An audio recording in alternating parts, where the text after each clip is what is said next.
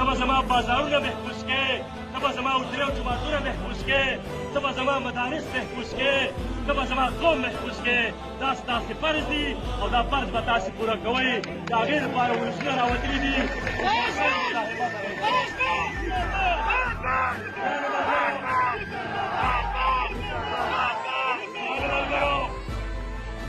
تاسې چې کوم اتفاق او اتحاد کړی دی، تاسې چې په کوم خلوص سره راوتلي یاستئ، دغه اتفاق او اتحاد دا زموږ له ټولو اولنۍ ګټه ده. دا اتفاق او اتحاد به برقرار ساتلي، په یو بل باندې به اعتماد کولي، په قامي رنګ او غیرت به راوتلي.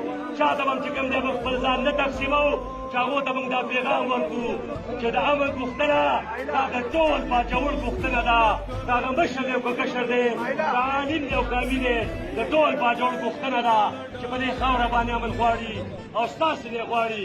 ګرانو ملګرو، زه اخري خبره کول غواړم.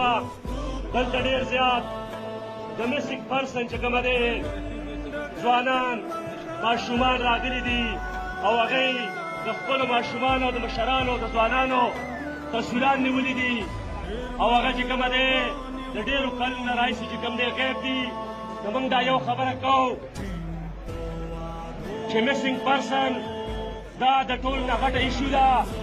په دې ریاست کې چې کومه دی یو قانون موجود دی، یو آئین موجود دی. دا ځنګل نه دی، دا یو سټیټ دی. د دغه قانون او د دغه آئین په رڼا کې چې څومره خلک مسنګ دي، پکار دا ده چې دا ټول عدالتونو ته پیش تللی شي. که کم ګناهګار یي، موږ د ګناهګار حمایت نه کوو، هغه ته د سزا ورکړلی شي. او چې کوم بې ګناه دي باید چې هغه راپرېښودلی شي. دلته ورته په کورونو کې چې کومه دی میندې او خویندې ناستې دي او هغې چې کومه دی ژړا او فراق کوي، فریاد کوي د اوسه پورې چې کومه دی هغې دغه شان کورونو کې ناست دي.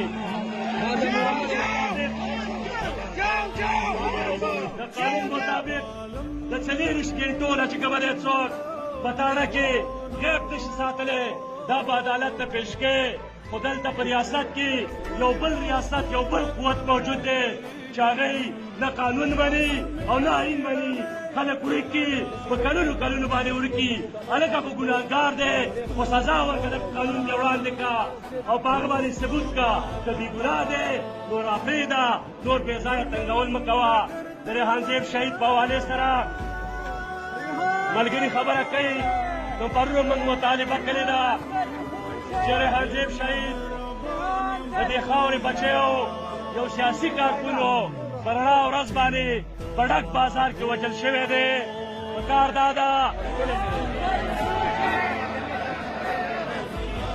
ریحان زیب شهید ته پکار دا ده چې د اوسه پورې د هغه قاتلان ګرفتار شوي وې، هغې ته سزا ورکړی شوې وې. نو نور داسې پټ مخ مرګونه به نه کېدلې.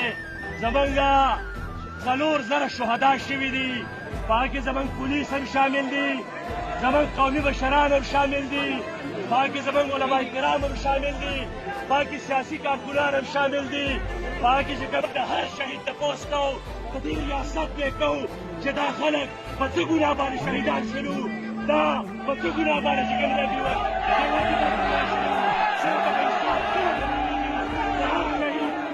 تپوس به کوي انشاءالله تعالی.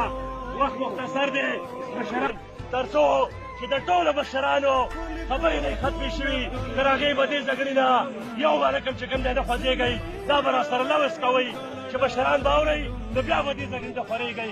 وما علینا الا البلاغ.